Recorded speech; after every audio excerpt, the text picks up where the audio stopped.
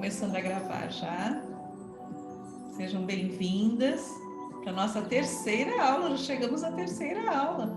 A partir da próxima aula, da quarta aula, nós já vamos para a prática. Assim, vamos continuar tendo teoria, mas sempre teremos uma prática no final.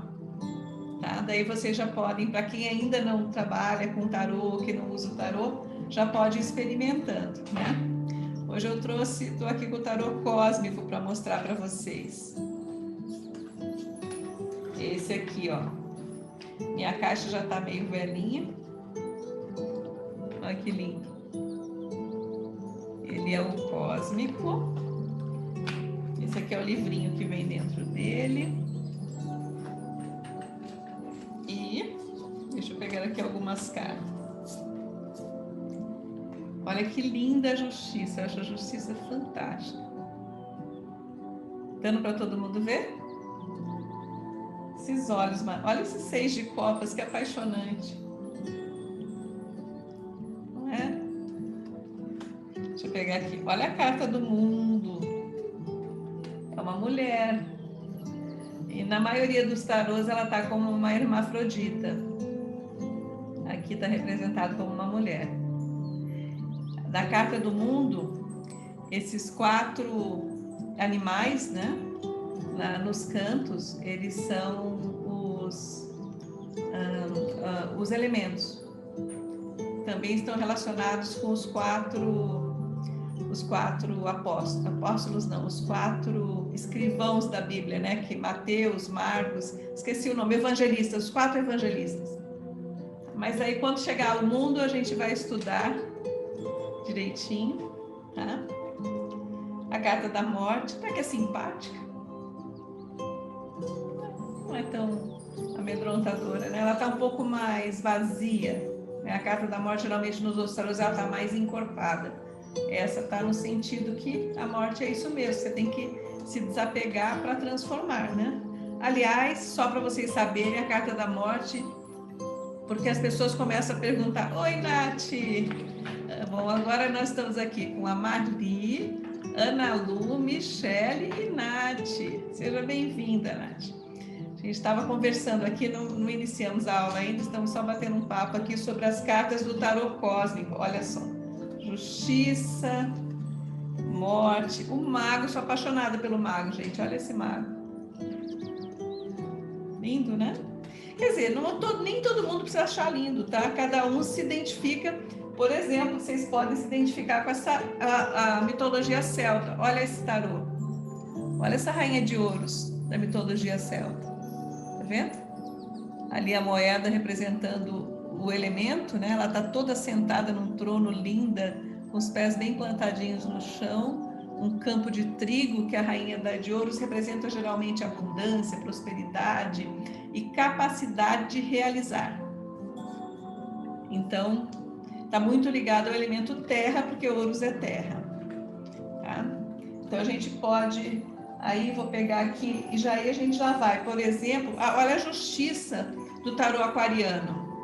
A justiça do tarô aquariano. O tarô aquariano já é bem moderno, bem estilizado, sabe? Então, olha o carro do tarô aquariano. O tarô aquariano é um dos que eu coloco na apostila. Tá? Gente, eu tô coloquei agora há pouco, tá? A apostila da aula passada. É um pouco porque eu tô melhorando o material que eu tenho, tá? E então vocês vão ver assim, quem gosta muito de imprimir, se imprimir essas apostilas, imprime de um jeito bem assim, bem simples, tipo, sabe, tipo draft, rascunho, porque essa é a primeira, não é a primeira versão, é a 10ª versão, mas eu vou sempre melhorando. Então, conforme a turma, eu vou adicionando, tá? Então, e eu também não gosto muito que vocês leiam muito antes, porque eu quero que vocês fiquem aqui primeiro no intuitivo. Se eu der a apostila para vocês, eu sei que alguns já têm livro, já tem apostila, tudo bem, mas se eu der a apostila antes, tudo ali certinho, separadinho, vocês podem ler e aí fica no mental. E eu quero que vocês fiquem de uma maneira solta, deixa a imaginação, a intuição fluir. A imaginação é a forma de conectar com Deus, gente, né? Então, quando vocês estiverem fazendo ali a nossa meditaçãozinha do início, que daqui a pouco a gente já começa, o que acontece? Solte, não pensa que é imaginação, né? Assim, porque quando a gente tende a pensar que é imaginação, a gente tende a bloquear, achar que está inventando. Não está inventando, está tudo dos outros planos, está tudo sendo aberto agora. Vocês estão tendo acesso a partes muito especiais do ser de cada um, tá? Então, viu lá alguma coisa que, poxa, não faz sentido, não importa, apreenda, depois que voltar. Sabe, hoje tem um recurso maravilhoso que é o celular. Terminando aqui a aulinha, ou vocês querendo fazer durante a aula mesmo, enquanto eu estou ali passando de uma coisa para outra, grava os pontos principais, porque a gente não vai sair no áudio. Pega o gravador que vocês têm e gravam. Tem gente que prefere escrever, né? E grava os pontos principais, porque essas meditações, parece que não, mas elas têm uma sequência e tem um objetivo lá no final, tá? Então é importante a gente ir. E também uma outra coisa, hoje eu fiquei de fazer o santuário sagrado, né, com vocês. Acontece, eu vou mostrar para vocês a condição que eu estou aqui. Olha, eu estou com o meu consultório em reforma. Nesse momento, está caindo pó na minha mão, tá? Porque é o momento do mundo, nós estamos em transformação. Então, meu consultório está todo quebrado, porque eu tive que começar a consertar um monte de coisas e isso tem a ver com... Eu estou hoje, nesse dia, hoje, meu Saturno está a 0 grau de distância do meu Saturno de nascimento. Então, eu estou no alinhamento saturnino, assim, ferrenho. Então, o que eu não quero mudar, está aparecendo nas minhas paredes, entendeu? Então, não tenho condições de fazer hoje. Eu até trouxe uns lenços, eu estou aqui com a minha mesa montada, mas não dá, está tudo empoeirado. Então, ó, a gente vai nas próximas semanas, a gente começa às 19, na próxima semana acho que é aula gravada, né? Eu comunico para vocês o dia que a gente vai fazer, porque eu quero que nesse dia vocês estejam com a lista do que eu vou passar. Então, essa lista vai ficar disponível na aula, tá? Então, por exemplo, vocês vão lá, lista dos materiais. Não precisa ter tudo, mas se vocês tiverem algumas coisas para a gente montar o santuário juntos, tá? Isso daqui eu trouxe, esse tecido aqui é bem... da minha filhada, que me deu de presente, é da África. Então, ele tem um simbolismo, assim, especial para mim, né? E eu quero mostrar para vocês que é importante vocês terem um carinho especial com o tarô. Isso já fica desde hoje, tá? O tarô é um instrumento, ele é vivo, ele tem alma. Então, ele não pode simplesmente ficar jogado em algum lugar. Não, ele tem que ficar... Tá a serviço, tá aberta, pode deixar na sua mesa se é um canto seu. Mas quando você está transportando, ou quando alguma coisa, que é um ano mais difícil agora em pandemia, tem que ter alguma coisa para você envolver, tá? Esse aqui, daí você envolve direitinho, tal, guarda. E eu geralmente faço assim, quando eu transporto os tarôs, e antigamente eu ficava de lá para cá, cada hora ia atender num lugar, cada hora ia dar aula num lugar, não sei o quê. Eu faço o seguinte, eu escolho umas pedrinhas. No meu caso aqui, por exemplo, essas 3 pedrinhas roladas. Pedra rolada às vezes é mais fácil, porque você não vai machucar sua mão, nem vai machucar nada. Coloca junto com o tarô. Essas pedrinhas têm que ser consagradas, tá? E eu vou ensinar a consagrar.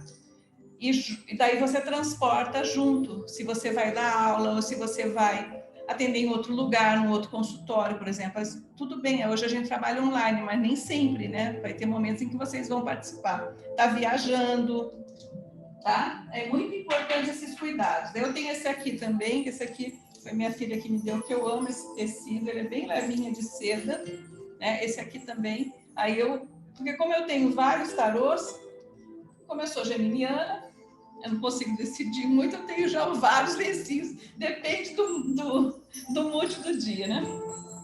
Mas todos eles são específicos para depois de um tempo, às vezes pode ser, por exemplo, alguns que vocês usam, e daí vocês deixam específico para o tarô, tá?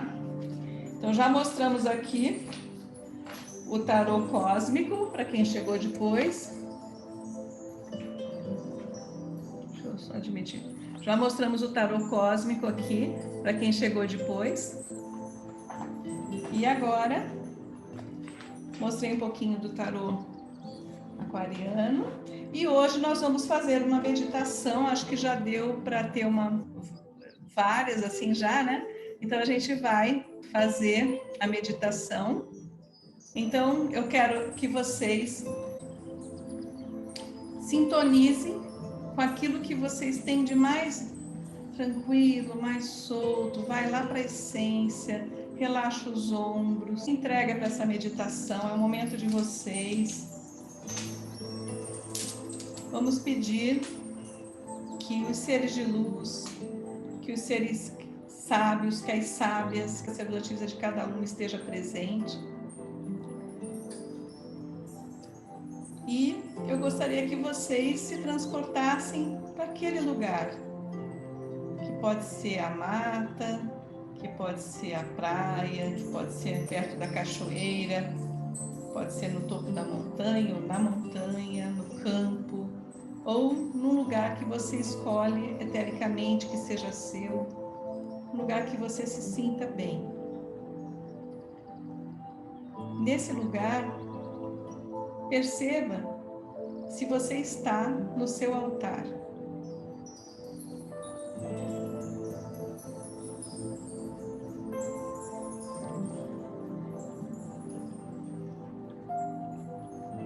Perceba se você está sendo observada pela sua sacerdotisa ou por um ser de luz. Não precisa ser necessariamente a sacerdotisa, pode ser um mestre, uma mestra. Mas hoje eu gostaria que você observasse no seu altar se você percebe uma esfera. Perceba se essa esfera é de cristal, se ela é de madeira, se ela é uma esfera de vidro, se ela é uma esfera feita de galhos, de ervas.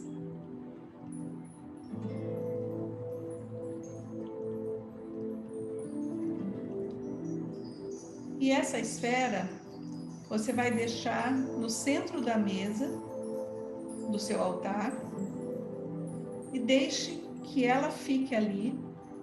Olhe para ela e perceba se essa esfera assume alguma cor. Se ela assume um tom de azul, um tom de violeta, de dourado, de lilás, de branco, de preto, de amarelo, verde, cores do arco-íris. Perceba se a sua esfera tem alguma cor.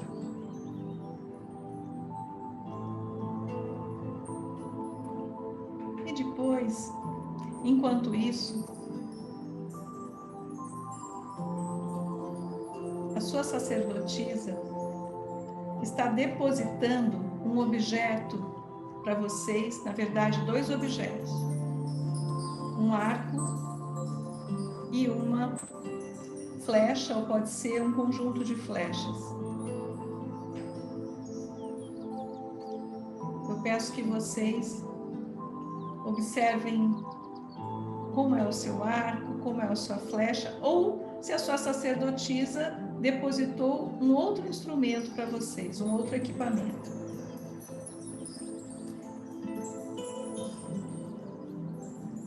Enquanto vocês percebem toda essa entorno de vocês, observe de novo o altar, olhe se vocês percebem algumas pessoas em sua volta.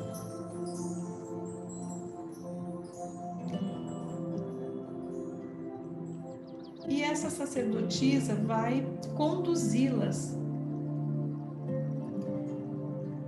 para aquele mesmo templo vocês vão para a alameda de árvores, podem conversar, você pode perguntar para ela algo especificamente que você tenha vontade de saber.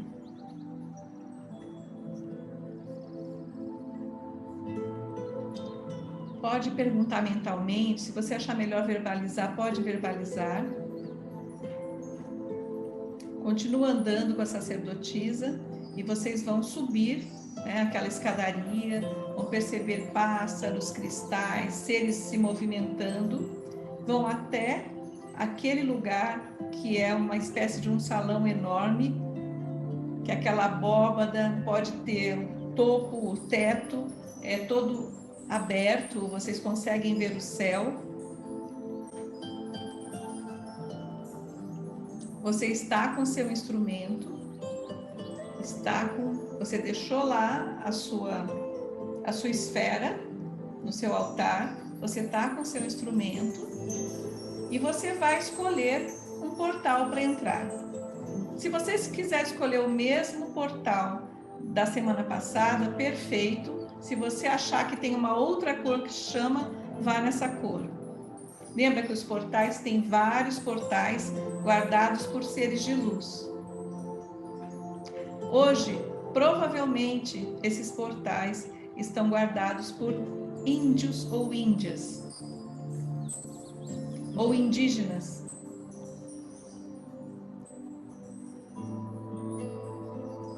O portal que mais brilhar é aquele que você vai escolher. Ou aquele que você sentir que é. Então, eu quero que você entre nesse portal, a sacerdotisa vai levá-las até lá, até as índias ou índios ou indígenas ou nativos que estão na frente do portal.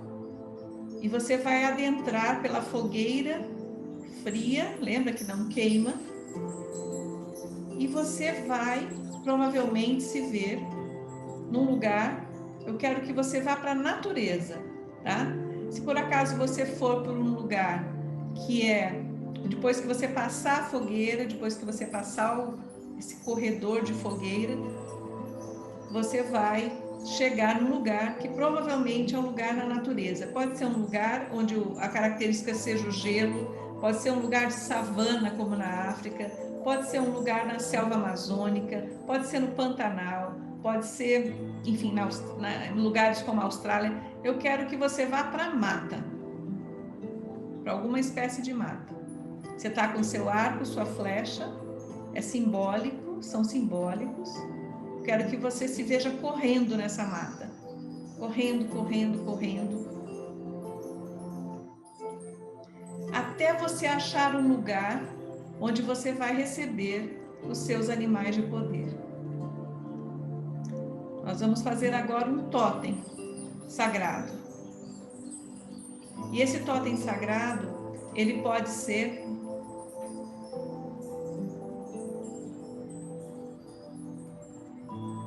que você já conheça.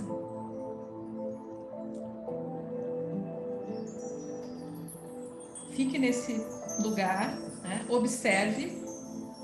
Primeiro, eu vou chamar o seu animal de poder. Aquele animal que é seu, que te acompanha muitas vidas, que no fundo é uma expressão sua, né? A sua parte, todos nós temos uma parte que é animal.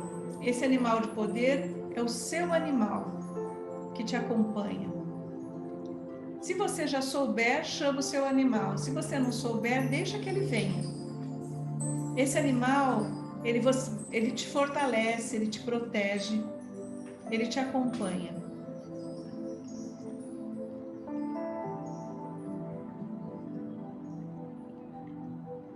Depois que você conectar com esse animal de poder, deixa ele aproximar, né? Se for possível, aproxime-se dele de alguma forma, faça um contato com ele, deixe ele próximo de você. Depois, nós vamos chamar o seu animal sombra, Umas linhas xamânicas chamam de animal sombra. É o animal que muitas vezes é o que a gente renega, o que você renega em você. Você tem que conhecer qual é o seu animal sombra. Ele vai te dar, nele tem a força, nele tem a força bruta. Tem aquilo que às vezes a gente está precisando conectar para nos fortalecermos como pessoa. Deixa chegar esse animal sombra.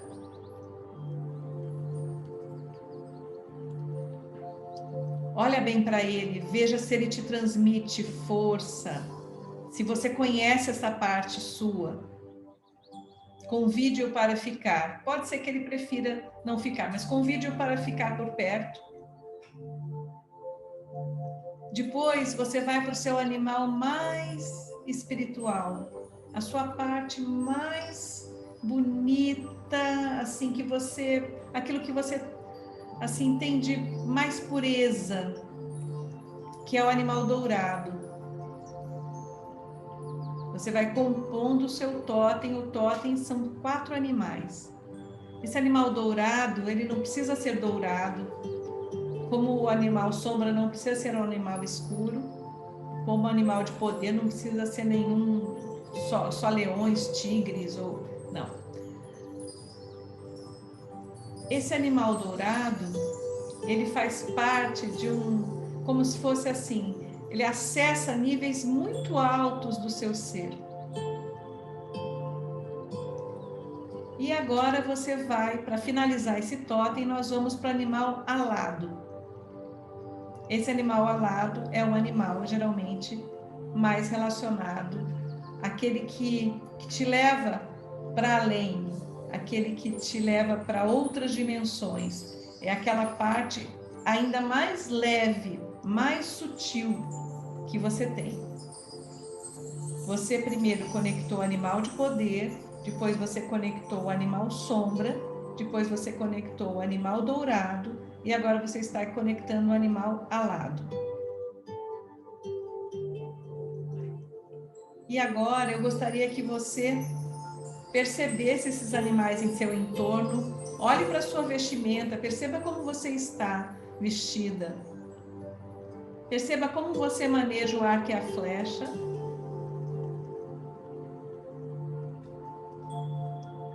Hoje, a nossa sacerdotisa, a sua sacerdotisa, está pedindo que você conecte a sua mulher selvagem, que pode ser simbolizada pela deusa Ártemis. Você é essa deusa agora, você é essa mulher selvagem.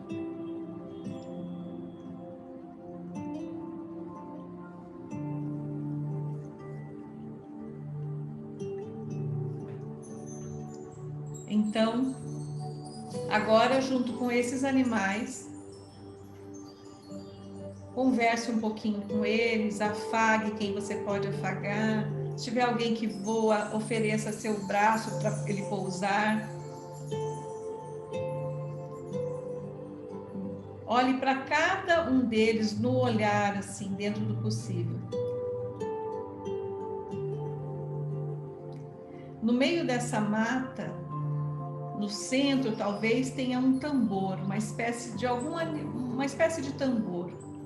Vá lá e toque algumas vezes, bata algumas vezes, faça uma percussão.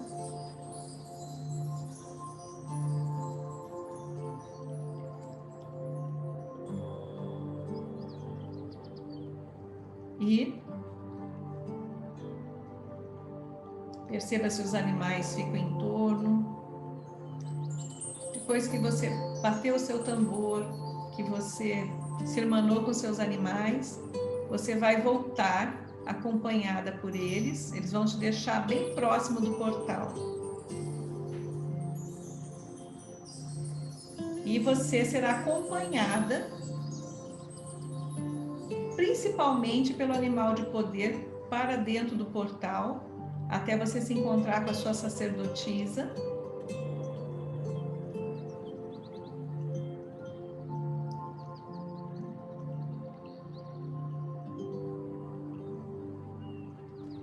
Quando você passar no centro daquele lugar, onde tem uma espécie de um altar no centro daquele grande salão, você já saiu do portal. Essa sacerdotisa, ela vai te dar alguma coisa que se refere a nativo, a indígena, a animais. Perceba qual presente que ela vai te dar. Acolha esse presente. Agradeça. Ela continua te acompanhando. Perceba que animais que te acompanham, se são os 4, se é apenas o de poder, que é o mais comum, né? Às vezes o de poder acompanha, mas o alado ele está por perto. Vai descendo a escadaria, volta pela alameda de árvores, volta para o seu altar e volta aqui para a gente conversar aos pouquinhos.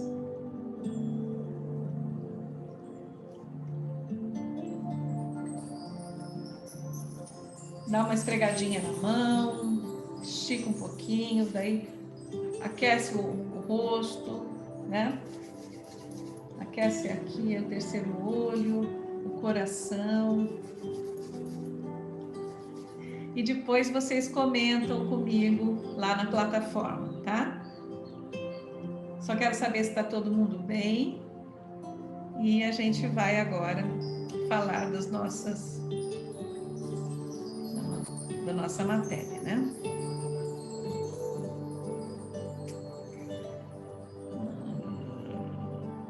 Deixa eu ver aqui. Aqui já está a nossa terceirão.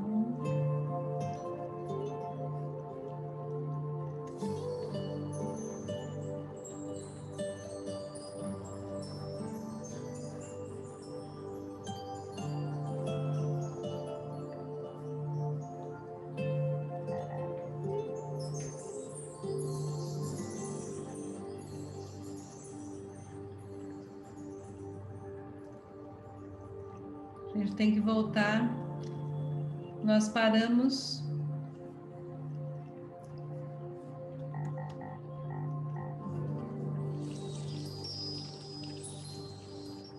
na semana passada. A gente tem que recuperar agora o eremita, não é? A partir do eremita. Ok.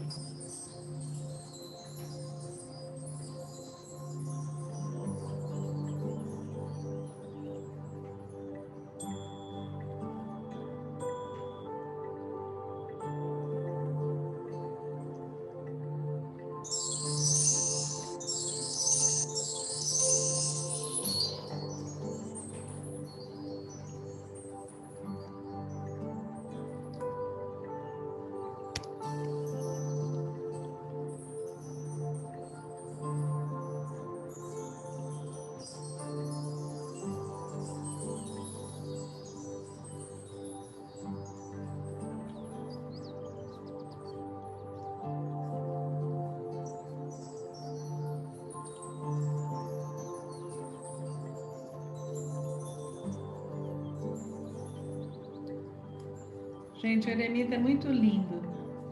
Vamos conectar com o eremita agora, tá?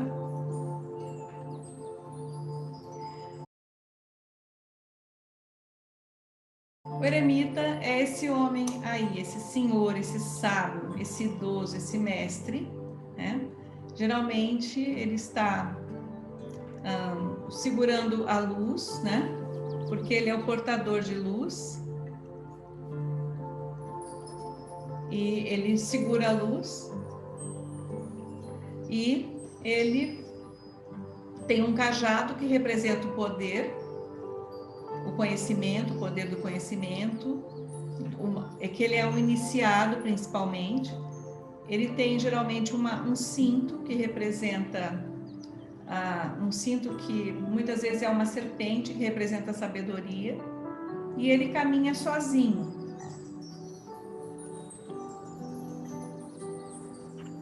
Que representa a sabedoria, tá? É a poesia da Cecília, que eu já estou indicando lá da apostila, tá? Ele é esse ser idoso, representa assim um andarilho. Se vocês perceberem no seu dia a dia uma pessoa que está andando, sei lá, se estão passando na estrada, ele está andando, mas ele está mais assim, aquele andar consciente, ele está buscando, você percebe que é um buscador, né? Que é o andarilho, por exemplo, quando as pessoas fazem os caminhos, né? Vão para Aparecida, aqui nessa região tem o Caminho da Fé, vão para Aparecida ou vão para outros lugares peregrinar, tem muito a ver com o eremita. O eremita busca a essência, ele busca a verdade, ele busca a luz. Na verdade, ele só não busca a luz, ele também é um portador de luz. Então, uma das características do eremita quando ele sai na leitura é perseverança, firmeza, cautela, prudência, paciência. É o arquétipo do eremita. Ele sabe esperar, ele sabe subir a montanha, ele dá um passo atrás do outro, ele é prudente, ele vê a pressa do mundo e ele não se importa. Ele vai na velocidade dele. Também, na prática, quando sai o eremita, representa demoras, lentidão, para processos práticos, mas ele é de uma natureza muito elevada para questões espirituais. Muitas vezes a gente se pergunta sobre o sentido geral da nossa experiência, né? O sentido da vida e da nossa experiência em particular. Toda vez que a gente vê um eremita, e quando a gente está numa fase eremita, pode sair naquela leitura diária para vocês, ou no momento eremita, ele tem a ver com direção, propósito e significado, porque ele está buscando alguma coisa, ele tem um objetivo, ele vai, ele segue, ele não desiste. Então, eu acho que principalmente esse ano nós passamos um pouco essa energia do eremita. Todos nós, talvez não assim tanto em busca de um propósito, né? Cada um foi buscando, sim, teve essa busca, mas essa questão de estar consigo mesmo é muito do eremita. O eremita olha para as pessoas se reunindo, por exemplo, uma pessoa eremita, ele olha com olhos de sabedoria, ele não critica, tá? A postura de uma pessoa eremita, ela não critica, ela é mais sábia, ela é mais silenciosa. Então, no dia a dia, vocês podem observar nas suas amizades quem tem essa postura eremita. Geralmente, quem está no caminho do autoconhecimento, muitas vezes prefere ser um eremita. Ou seja, não está querendo reunir para ir para o barzinho, não está querendo reunir para balada, por exemplo. Eles estão, às vezes, querendo ficar quieto para ler aquele livro, para ver aquele filme, para meditar. Aquela pessoa que anseia pela hora da meditação, muitas vezes ela está num caminho de eremita nesse sentido, né? De encontro.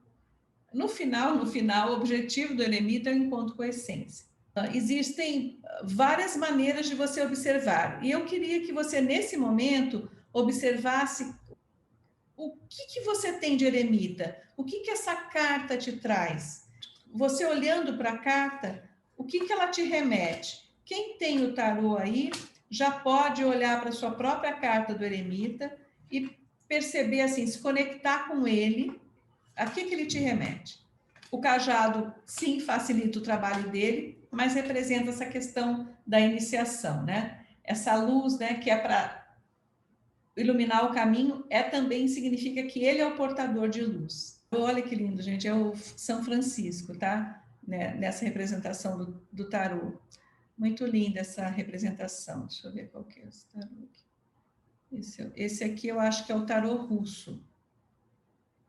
Bom, essa lâmina simboliza autoconhecimento, solidão, prudência, a maturidade. Observem na família se vocês têm algum eremita. Eu tenho na minha família, que nem é tão adulto assim, você percebe naquela criança, naquele adolescente, naquele jovem, que ele é um eremita, ele olha para tudo com muita sabedoria, ele tem uma postura de eremita, de observador, e quando fala geralmente alguma coisa que faz todo sentido. Então, o silêncio interior, onde você se encontra, se ouve, se sente porta-voz, tem a ver com o eremita. Ele acumula experiências, ele é um viajante que não fica pensando no que deixou para trás, mas naquilo que a vida o transforma para explorar suas potencialidades futuras. O eremita tem uma questão assim, mesmo que seja uma criança, ele parece um velho, ele parece um idoso, ele parece além de sábio. Por quê? Porque é a síntese de quem sofreu, de quem aceitou sua condição humana e sacrificou suas fantasias por uma realidade pessoal que o transformará num ser eterno. é a maturidade na velhice, né? Porque tem muitos velhos que não são sábios e tem muitos jovens que são sábios, e a maturidade na juventude. Mais do que maturidade, eu penso que a pessoa muito consciente é o eremita. Geralmente ele tem essa personalidade marcante, mas ele é aquele que aceita e que não critica. E também não nega ajuda. O eremita é o número 9. Todo número 9 tem muito a ver com você ajudar. O número 9, ele é geralmente bondoso, ele é consciente, ele é mais silencioso. Vejam que número que dá a somatória da data de nascimento de vocês. Se dá o 9, vocês têm a conexão com o eremita. Se der o 3, tem conexão com a imperatriz. Se der o 1, tem conexão com o mago. E vocês também podem somar o nome. Todas as consoantes representam a personalidade exterior, aquilo que você exterioriza. Se somarem todas as vogais, é a sua alma. E a soma das vogais com as consoantes representa, de uma certa forma, o seu destino. Eu estudei numerologia, mas não sou numeróloga, tá, gente? E vocês podem fazer a correlação com as cartas do tarô. O eremita é o momento que, tendo atingido essa unidade interior, a pessoa sente-se capaz de se expor ao caos externo sem se deixar confundir.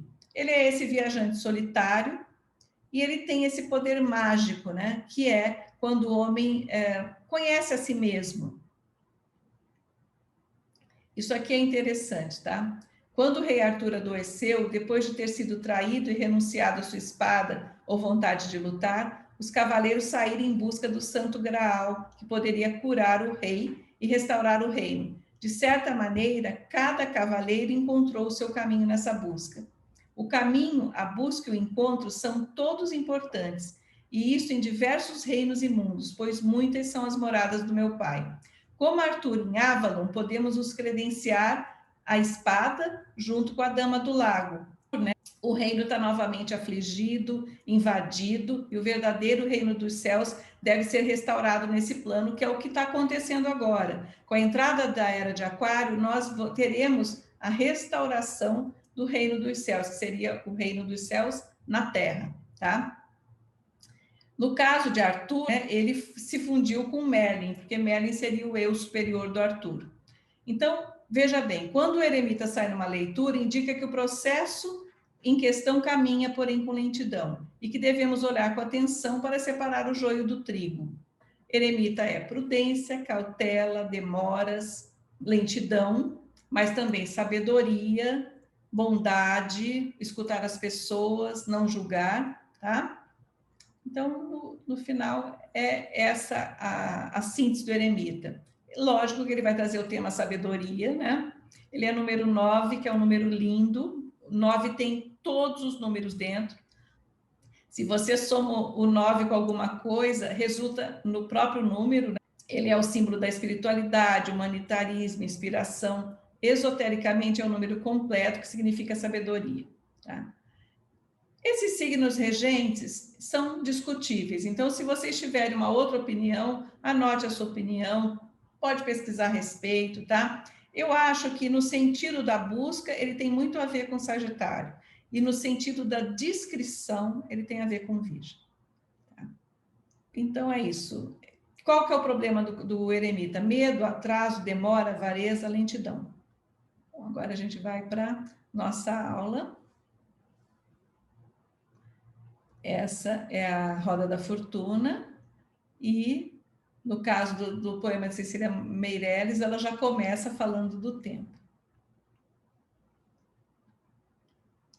Nós temos uma pessoa aqui que é artista e que vai gravar os poemas, as poesias, e vai interpretá-las para nós. E será num vídeo à parte, ok? A Roda da Fortuna tem a ver com aquilo que não deve ficar. Depois da estagnação, de uma certa forma, da lentidão do eremita, a gente vem para um movimento muito rápido, que é o da Roda da Fortuna, né? E esse quadro, as moiras, eles têm a ver com esse sentido da Roda da Fortuna, porque as moiras, ou parcas, são essas 3 irmãs que, na mitologia grega, elas tecem o destino dos humanos e dos deuses. Elas são fiandeiras, que fazem os seus trabalhos com a Roda da Fortuna, pois de acordo com como elas vão dispondo os fios na roda, elas designam para os indivíduos, né, todos nós, períodos de boa ou má sorte, subida, descida, êxito, infortúnio, que tem relação com a roda da fortuna. Então, a fiandeira é a cloto, a medidora é a laqué, uma fia, né, outra mede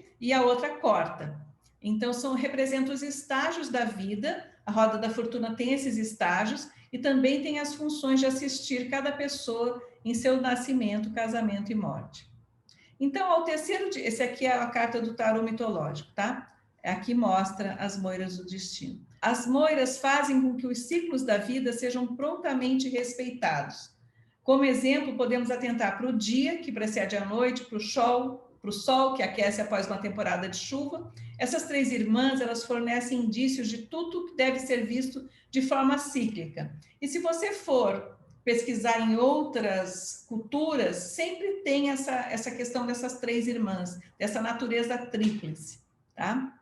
Então, elas mostram para a gente que estamos em constante movimento, né? E que só delas depende. O caminho não é reto, ao que parece é cíclico. Destino não é uma questão de sorte, mas uma questão de escolha, não é uma coisa que se espera, mas que se busca. Então, geralmente, se a gente pensar de uma certa forma, assim, o homem está preso à roda do destino até que saiba escolher conscientemente a liberdade que lhe é dada por Deus. Não é possível fugir do destino tentando se afastar dele, mas podemos modificá-lo tomando consciência das nossas atitudes e revendo pontos de vista. Todo homem é o arquiteto de seu próprio destino. Essas frases têm a ver com destino. Então, é uma roda, um ser abaixando, outro subindo, um ser imóvel. Vamos voltar lá para vocês. Essa aqui acho que dá para ver. Um ser abaixando, outro subindo e o outro está imóvel. Em cima da roda, observando o movimento, que são os 4 elementos nas laterais.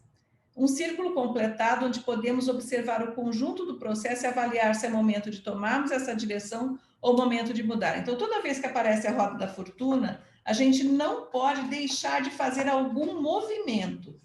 Cada tarô representa de uma forma, mas sempre tem uma roda central.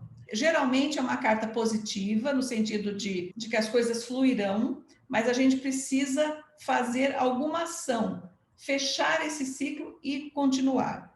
Tá? Essa é a principal. Se você ficar vacilando no momento que sai a roda da fortuna, você perde a oportunidade de aquilo que tinha que ser concluído e continuar. E aí você fica meio que preso ali ainda na energia do eremita, que não é o caso. O eremita cumpriu sua função, agora tem a roda. É uma carta de finalização de processo que aponta para esse dinamismo ou para a conquista de um objetivo.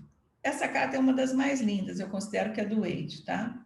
Tem os 4 elementos em torno e ela representa de uma forma mais... É um pouco estilizado, mas eu acho muito bonito. E com o movimento da roda, o que está em cima desce, o que está embaixo sobe, a sorte muda. Então, esse processo da roda da fortuna, aproveitem quando ela sair. Aproveitem que é um momento de evolução e é um momento também da gente aprender que tudo é transitório.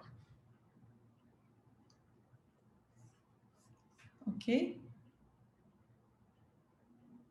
Esse aqui é do tarô de Marcelle.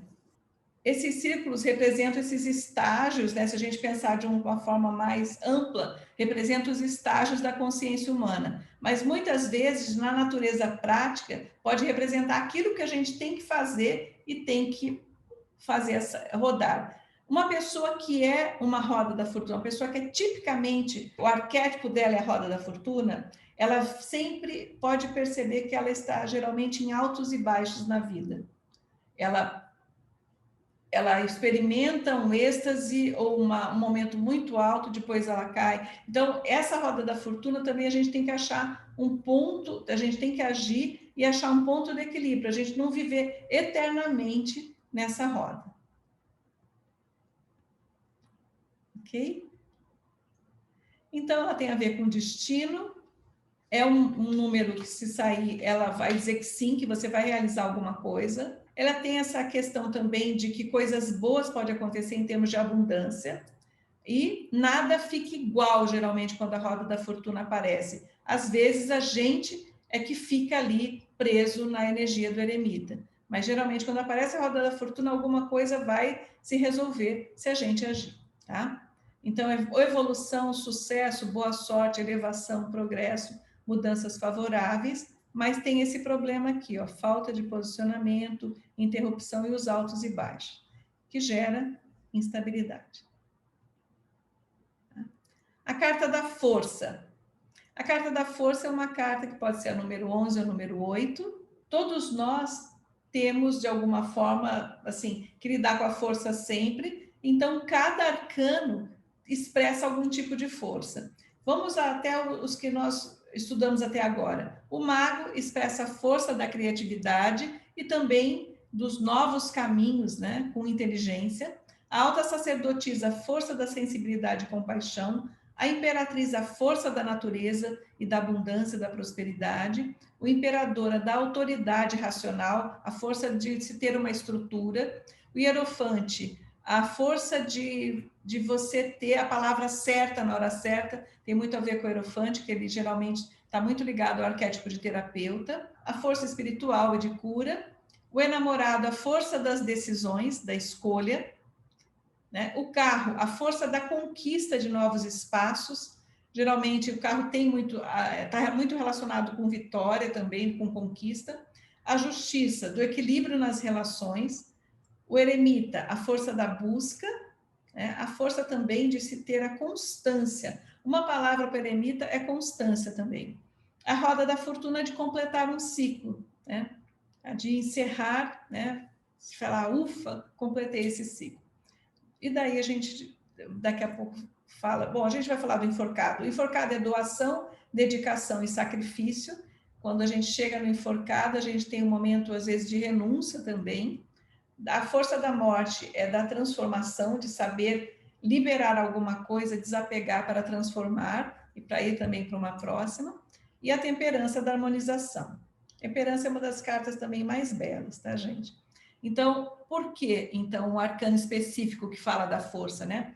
Simplesmente porque mostra como acessar qualquer força que se faça necessária na circunstância considerada. Então, nós alcançamos a força ao conseguirmos harmonizar e integrar nossos desejos, nossas emoções, nossa mente com a energia da nossa alma. Uma personalidade integrada, que a gente pode conseguir isso através da meditação, pode se abrir como uma flor de lótus, a energia divina. O tema da força é a persuasão. A pessoa, quando está com a força, ela consegue, ela tem uma força magnética, ela tem a palavra correta, ela tem um magnetismo que atrai o que ela precisa trabalhar e transformar. Então, a persuasão pode ser uma palavra, ok, para ela, e também o controle emocional. Então, você está ali no controle daquilo que te atrapalha. Então, vamos supor, uma pessoa que tem muitos medos, né? Quando ela está no momento força, ela tem oportunidade de estar nesse controle, porque ela vai utilizar de maneiras de que aquilo fique, seja amenizado e que ela supere esse obstáculo. A força sempre vai lidar com obstáculos. Quando a gente tira a força, diz que nós temos a força, a capacidade de vitória, de superar situações, mas nós vamos lidar com alguns obstáculos, tá? Então, ela tem a ver também com a coragem e ela é simbolizada, inclusive, geralmente a fera que vem na carta da força é simbolizada por um leão, né? Que é o leão, é um símbolo de coragem. Então, a pessoa é enérgica, franca, firme, tem os olhos sonhadores, mas tem os olhos sonhadores, mas ela tem os olhos também magnéticos, eu acho mais magnéticos, pode colocar aí magnéticos, tá, gente? Sentido geral, desenvolvimento da intuição e da determinação, ela tem um quê de heroísmo, tem um quê de saber que pode ter esse triunfo, né? Tem confiança, carisma, e o que é o problema da força? A obsessão, tá? A força pode estar muito relacionada com o signo, aqui está falando leão, leão é no que aparenta externamente, mas internamente está muito relacionado ao signo de escorpião, tá? Então, a gente tem uma energia mais externa, né, mas internamente é escorpião. E aí vem essa questão do ciúme, né, de usar de alguma forma, abusar do poder, esse tipo de coisa. mas em geral é uma carta muito interessante e também, geralmente, quando sai a força, você pode estar lidando com questões mediúnicas e tudo isso. Daí nós vamos para o enforcado, ou dependurado, né? Acho que em português, em Portugal é dependurado. Olha só, gente, geralmente, aqui tem vários, ó. Geralmente o enforcado tem essa luz em torno da cabeça, ele está sorrindo, e ele está numa posição que não parece assim, principalmente alguns tarôs, que não parece assim tão amarrado. Em algumas situações, você vê que ele poderia sair. O que significa que o enforcado, ele faz isso voluntariamente. Ele se voluntaria para estar naquela situação. Por isso, quando sai enforcado, é uma carta que indica demoras. Em questão de saúde, a pessoa pode estar muito desanimada, pode ser um período assim que ela esteja um pouco desanimada, um pouco sem vitalidade ou com anemia, se for a questão da saúde. Mas representa também que você está ganhando luz porque você resolveu fazer alguma coisa por alguém, né?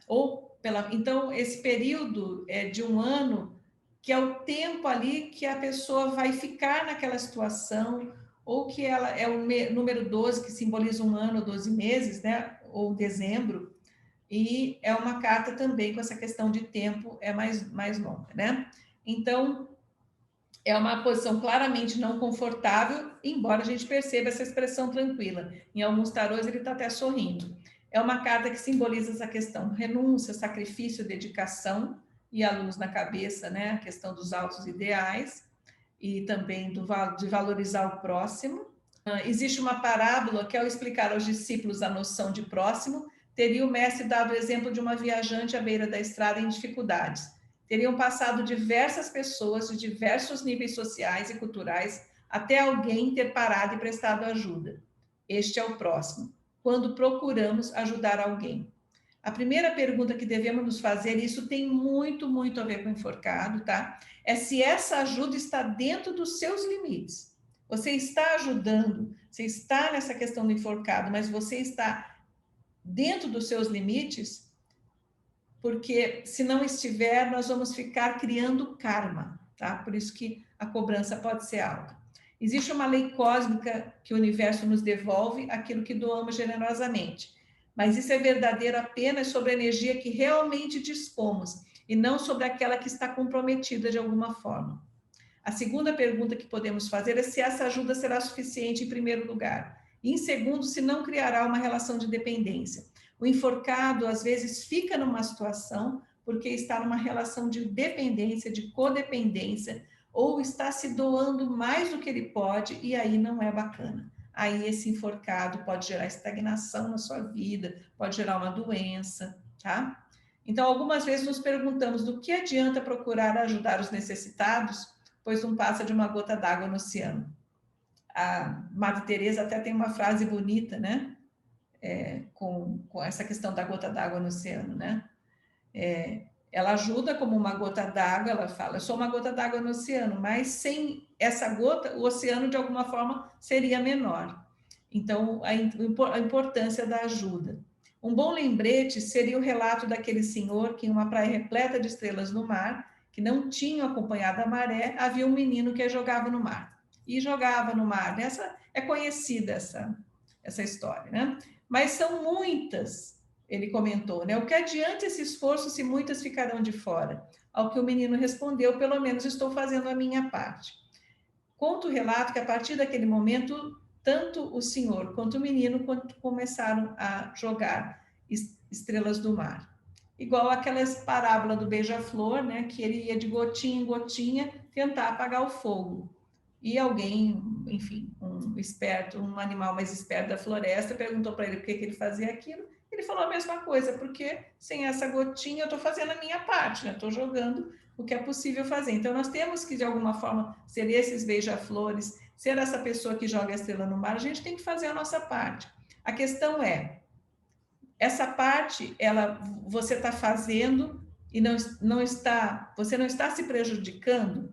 Essa é a questão do eremita, tá? Então, aqui vários símbolos, né? A Madre Teresa, enfim, muito lindo aqui essa foto, né? Esse registro, né? Do cuidado um com o outro, os doutores da alegria, né? A união, a força da união.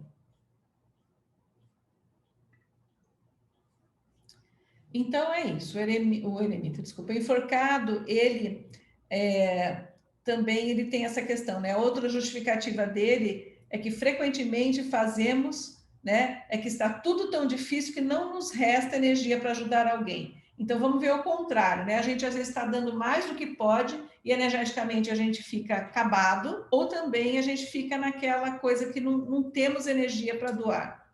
Então é uma questão de reflexão, né? A gente está indo aí para a era de Aquário, né? Saturno entrando essa madrugada em Aquário, Júpiter, acho que no sábado. Então, nós teremos aí no dia 19, né? No sábado, nós teremos aí um momento que vai ser, assim, todo mundo ajudando todo mundo. Essa consciência vem cada vez mais forte, tá? E a gente, de alguma forma, acho que vai libertar essa energia do enforcado. Bom, a gente pode fazer qualquer coisa, né, gente? Conhecimento, atenção amorosa, cura psíquica, alimentos, dinheiro, contatos, aconselhamento. A gente pode ter diversas formas de fazer um trabalho voluntário. Bom, também aqui, quando esse arcano sai numa leitura, nos mostra uma situação de sacrifício e sempre devemos nos perguntar se queremos ou podemos entrar nessa situação. Ele representa o eixo Virgem-Peixes, por quê? Todos nós temos esse eixo no mapa. Dá uma olhada em que lugar você tem esse eixo. E casa 6, casa 12, tá? Porque a questão da casa 6, para quem estuda astrologia, é que tudo que a gente às vezes fica fazendo ali na casa 6, muitas vezes a gente nos escraviza. Rotinas que nos escravizam, hábitos que nos escravizam. Na casa 12, tem muito a ver com a sua doação eterna, assim, que você abre a torneira e ela nunca mais fecha. Você não tem limites, né? Então, quando sai enforcado, também vem aquela questão, a capacidade ou não de você dizer não, né? Como é que você está com essa capacidade? Ao lado do enforcado, esse eixo Virgem-Peixes, né? Nos mostra que podemos sim nos dedicar aos outros desde que tenhamos força suficiente para entrar e sair da situação de forma que o sacrifício não seja excessivo. Então, mapa astral, signos, peixes e virgem, e eixo, casa 6, casa 12, tá?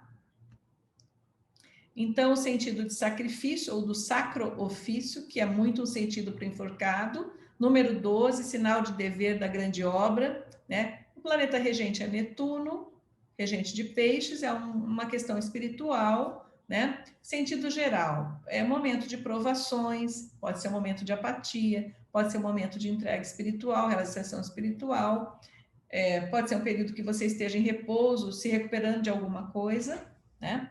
Mas também pode indicar dependência, comodismo, pessimismo, a falta de ânimo, etc. E também verificar aquela questão se a gente não está com uma tendência de ser mártir, né? Inconsciente. A gente tem inconscientemente isso às vezes. A morte. Muitas vezes as pessoas vêm fazer a leitura e têm medo da carta da morte, né? E eu gosto de falar algo que acho que é importante, assim, só para... A carta da morte no tarô não indica morte. É assim, talvez rarissimamente, tá?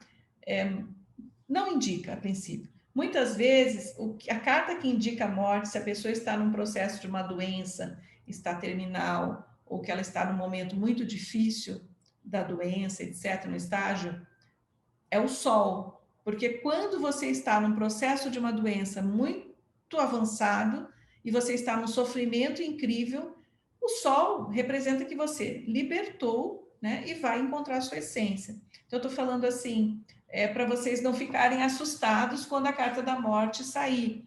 Mas nesse sentido, não que quando o Sol aparece, a carta do Sol é felicidade, é sucesso, é luz, é carisma, né? A carta do Sol, ela indica encontro de almas, mas para uma pessoa que está doente, alguém fazendo uma pergunta, uma pessoa muito doente, acontece às vezes isso, a pessoa está fazendo pergunta, aliás, assim, já aconteceu várias vezes para uma pessoa que está, um pai, um avô, e aí sai a carta do Sol. O Sol vai indicar, geralmente, a passagem da pessoa, tá? Mas o tarô não se presta a isso. Não se presta assim, não é para isso, né? Mas às vezes ali orientar um parente que está próximo, a gente não sabe a data, mas talvez esteja próximo. Então, é importante orientar, às vezes, um parente que está ali aflito, né? Está cuidando e está vendo aquela pessoa em muito sofrimento, estágios muito avançados de alguma doença. Mas sempre, sempre, sempre, em qualquer doença, em qualquer estágio, há possibilidade de cura. Sempre lembrar disso. Várias aqui, cartas da morte. Essa é o mitológico, essa é de Marsella, né? Essa daqui é acho que é do Gilded Tarot. E uma mais bonita do que a outra. Bom, aquela questão, a morte são definitivamente... e é importante falar uma coisa aqui entre a morte e a torre, tá? A morte são processos internos, geralmente. Alguma coisa vem e você resolve que aquilo vai morrer. Não que seja só interna, mas assim, eu não quero me desapegar disso. Então, vou me desapegar e vou dar para alguém. Vou doar. Então, eu que tive essa ação, né? A torre é se alguma coisa, por exemplo, eu estou aqui, uma lâmpada cai na minha cabeça. Soltou lá, eu não tive inferência nisso.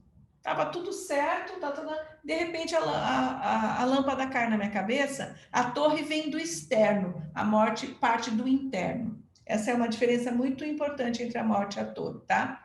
Então, a morte vai representar essa lei natural também, claro. Eu falei de uma coisa boba, uma pessoa, mas quando você, por exemplo, corta o cabelo, você está vivendo o arquétipo de morte. Você está cortando o seu cabelo, está mudando o seu visual e você que decidiu fazer isso, tá? Um exemplo. Você está terminando um relacionamento. Não foi a torre. Você que está terminando. Você que quer, mesmo com sofrimento. Geralmente, a morte encerra algum tipo de sofrimento. Então, a morte é um instrumento de progresso que impede a estagnação do enforcado. A gente estava no período lá de estagnação, viemos para a morte. Sendo a morte uma manifestação da lei natural, quando esta for entendida, poderemos dirigir as forças de mudança, ultrapassando nossos medos e nos abrindo para novas experiências. Então, a morte sempre vai ser um processo de mudança doloroso, nem sempre, mas geralmente doloroso, mas que vai nos levar para um avanço, para um progresso, para uma evolução. Tá? Então, mudança, renovação, transição, aprendizados, evolução. Então, a gente sai do conforto ou da codependência do enforcado e rumamos para uma decisão, é a morte. Lembrar que ela é 13, 13 dá em 4, 4 é um número estrutural, né? Então, ela mexe nas nossas estruturas. Requer coragem, desapego, sair da escuridão para a luz, processos dolorosos, momentos de passagem. Quando, por exemplo, a menina, né? Vocês todas passaram por isso, né? Entra tem sua primeira na menarca, né? Começa a acontecer o ciclo menstrual. Ela morre para uma fase da vida e está nascendo para outra fase da vida. Tem que lidar com um monte de hormônios, tem que, né, lidar com toda aquela situação, às vezes, né, que tem que se acostumar com esse novo processo, né, que está acontecendo no corpinho dela e tudo isso. Então, ela vive uma morte para, né, morre a menina para nascer a mulher, ainda muito jovem, mas se encaminhando para isso. Entre o término de um ciclo e o início de outro, existe um espaço que pode ser chamado momento de passagem, ou de transformação profunda, simbolizado pelo arcano da morte. Em nossos processos normais, sempre temos alguma coisa a fazer, a resolver ou mesmo nos preocuparmos. Então, aqui vários, né, momentos de passagem, então, lugares, né?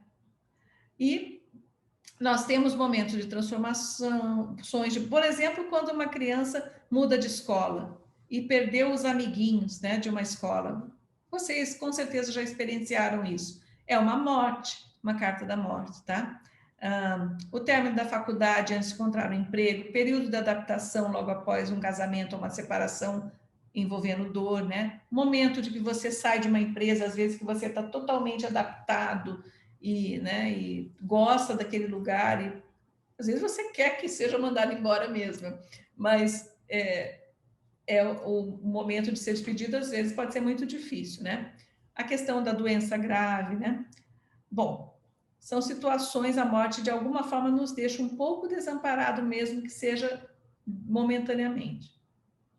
Tem a questão da lagarta, que é um símbolo clássico, né? A lagarta que se transforma em borboleta. A morte da crisálida, né? A crisálida é aquele bulbo, né?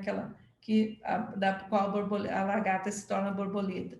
Então, imagina o que sofre nesse processo, né? Então, durante o tempo de lagarta, ela provoca mais destruição do que construção. Durante sua fase de borboleta, com sua função de polinização, ela repõe com o fogo que destruiu. E é lindo, né? A borboleta irradia beleza, a harmonia das cores e o voo, né, da borboleta, ela se entrega ao vento. Então, esse é um simbolismo muito bonito, uma analogia muito bonita com a morte, né? Passar por aquele período ali da crisálida, entrar naquela crise, né, da crisálida, para poder despertar. Então, vocês, por exemplo, alguns de vocês, todos têm muitos jovens aí, alguns de vocês passaram pelo retorno de Saturno. Retorno de Saturno é uma morte, tá? Assim, você passa por esse processo de morte doloroso, porque você está deixando de ser jovem, né? Assim, para entrar na idade, porque até eu considero ali que a final da adolescência é no retorno de Saturno, que você realmente entra para a idade adulta e aí Saturno cobra o amadurecimento. E ele mexe nas nossas estruturas. Então, tudo a ver com morte, tá? Então, o que é o desafio da morte? A entrega, né? A confiança, né? Nessa questão da transformação. Peço para vocês agora pensarem nos momentos de morte que vocês já viveram na vida de vocês, tá? E como foi essa questão de vocês se entregarem para o novo e como foi a questão da confiança. Quando não aceitamos a morte, nos fixamos na dor e no medo e a gente perde muita energia psíquica. E aí, aquela questão do complemento. A carta que complementa a morte tem que dar, o somatório tem que dar 23.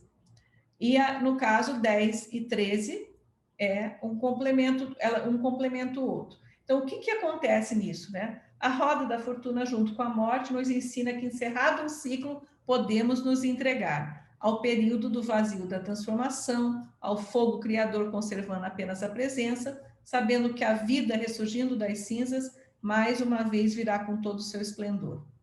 Número 13, a foice, a letra é men, o signo regente é escorpião, sim, aí sim é o escorpião mesmo, né? Fazendo as suas transformações, tá?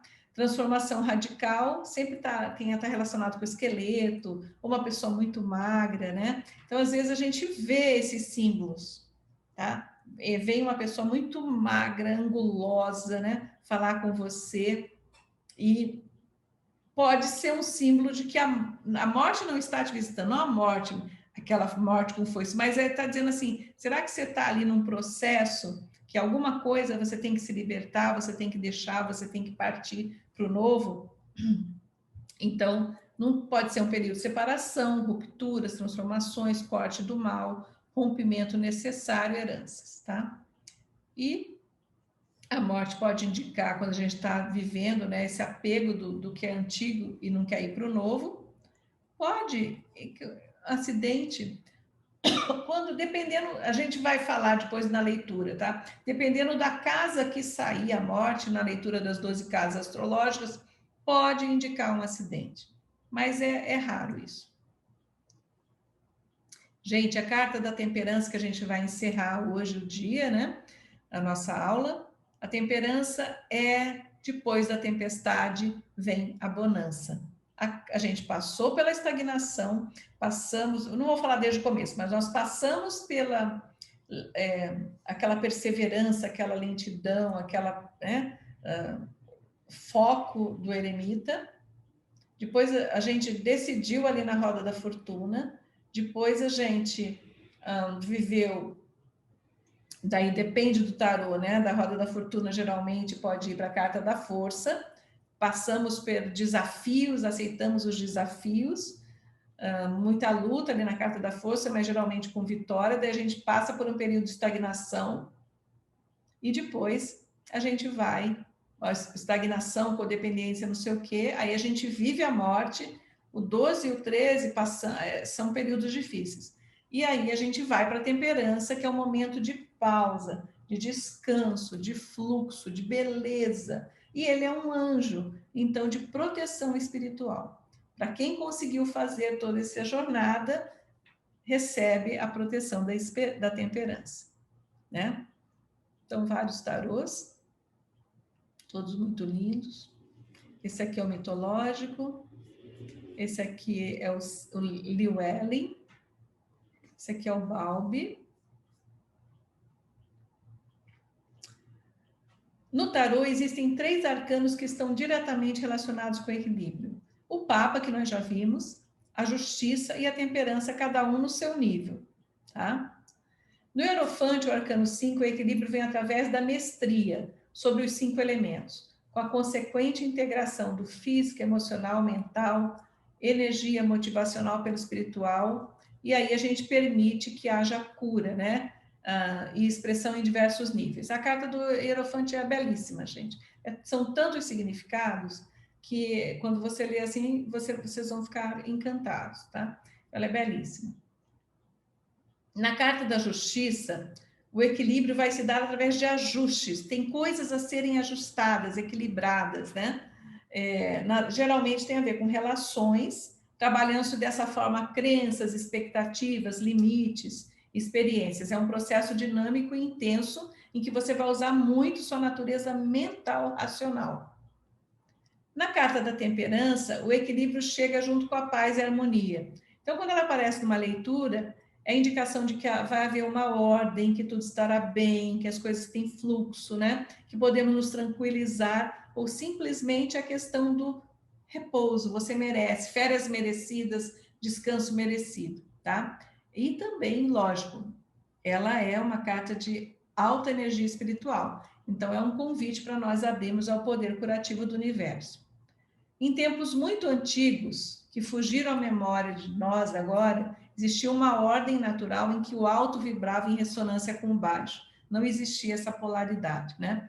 Onde a experiência da criação se fundia com a do Criador. Que o Theta Healing,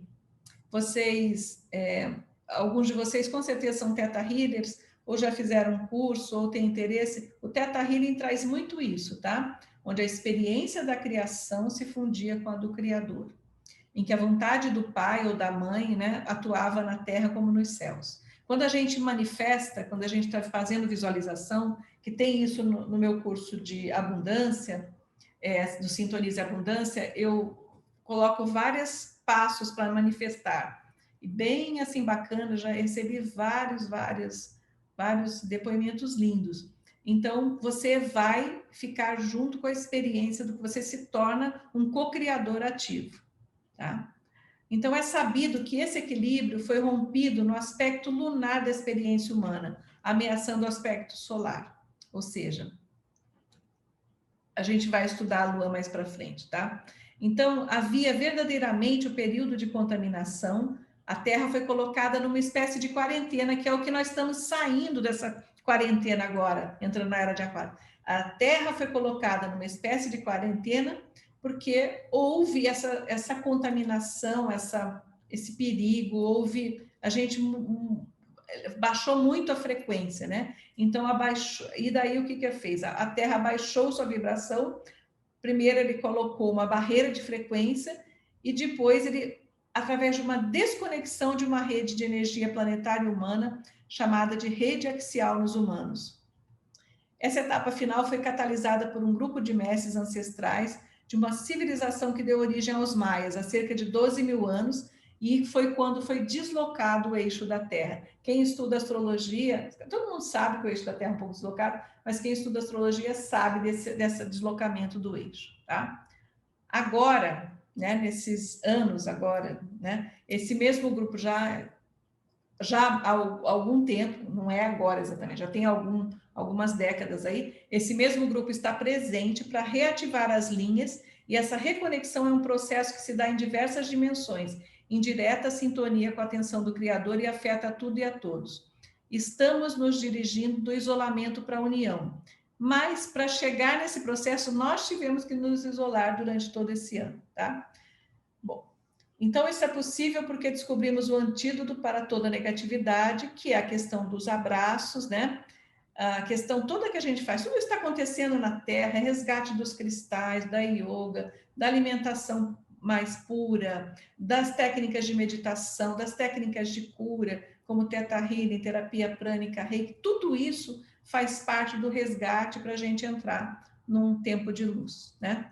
Então, assim, a nossa luz não se entristece, somos seres de feixes luminosos, inicialmente flexíveis e interativos, mas por uns bons tempos rígidos e secos, e a partir dessa nossa compreensão nós estamos rumando para viver essa temperança, tá? Novamente, esse estado de fluidez e harmonia. É sabido que agora na Terra, a partir dessa união Júpiter-Saturno em Aquário, a partir de 11 de novembro, a partir de 11 de novembro, depois houve várias entradas aí, né, de energia, 12 do 12 também, e agora a partir da união Júpiter-Saturno, nós estamos sendo liberados da quarentena, no sentido assim, a gente está entrando no paraíso. A gente pode manifestar esse paraíso na Terra, tá? A temperança, e a gente está fechando essa aula com essa linda carta hoje. A temperança nos mostra como nos sintonizar com a energia da esperança, da plenitude, da harmonia, da graça, né? A gente tem uma coisa assim muito forte de não acreditar, assim, a gente tem que acreditar que podemos ter sonhos grandes, né?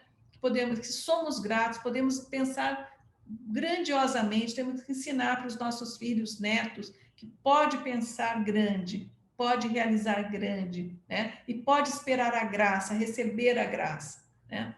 Então, alguns guias nos falam que esse é o verdadeiro encontro de nossos seres passados com nossos seres futuros no foco do agora em termos de frequências. Então, a temperança, o que no final? Nos mostra como nos sintonizar com a energia da esperança, plenitude e harmonia para encontrarmos confiança e felicidade. Tá? Ela tem esses símbolos, todos os símbolos da temperança são lindos, né? Um disco solar na cabeça do anjo, revelando sua conexão com o eu superior, um triângulo no peito, símbolo de integração entre os chakras, né? Ligado a um dos aspectos da mãe, simbolizando, sugerindo, né? Paz, amor, harmonia. O lago e a terra, o racional e o emocional, o pezinho que ela tá ali, né? Na água e o pezinho que ela tá na terra, né?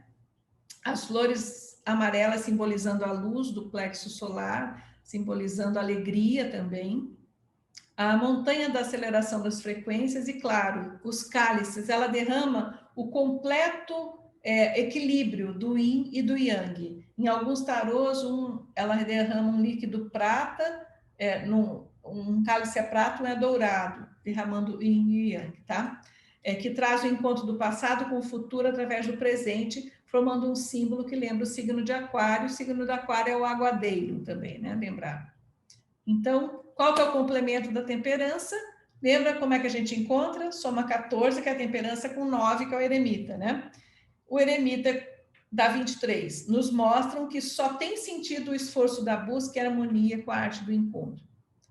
Existem muitos buscadores abnegados que nunca se permitem perceber que o verdadeiro lar é exatamente o lugar e o momento em que estão, a base orgânica da sua presença. Tema harmonia. Em verdade, te digo, quem não nascer da água e do espírito não pode entrar no reino de Deus.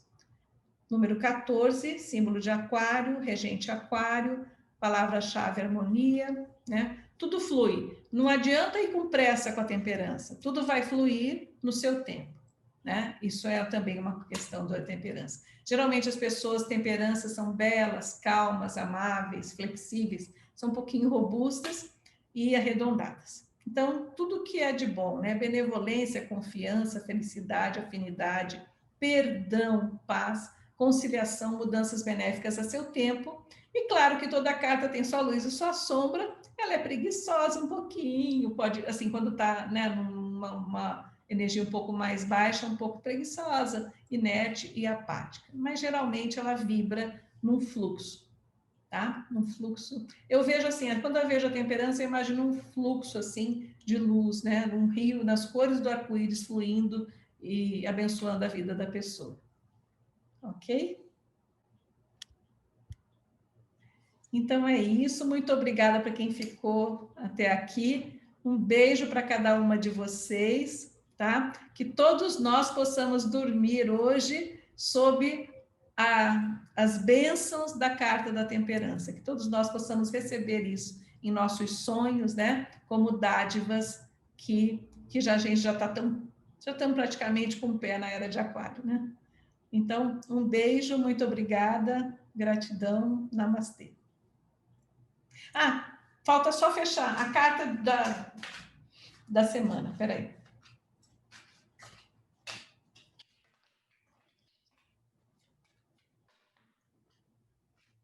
Vou pegar aqui meu tarozinho. Os enamorados. Tem gente apaixonada ou tem gente precisando escolher alguma coisa. Todos nós, né? Então, a carta é para todo mundo. Os enamorados também é uma carta relacionada à arte. Pensa um pouco em colocar a arte na sua semana, tá? Pensa um pouco naquilo que você precisa decidir. Escolher qual a escolha que precisa ser feita agora para o final nessa semana. Mas é uma carta linda, de energia que pode ter a ver com amor, com encontros, com romance, e muito linda no sentido de beleza, de arte. Uma carta leve, tá? Um beijo. Fiquem com Deus.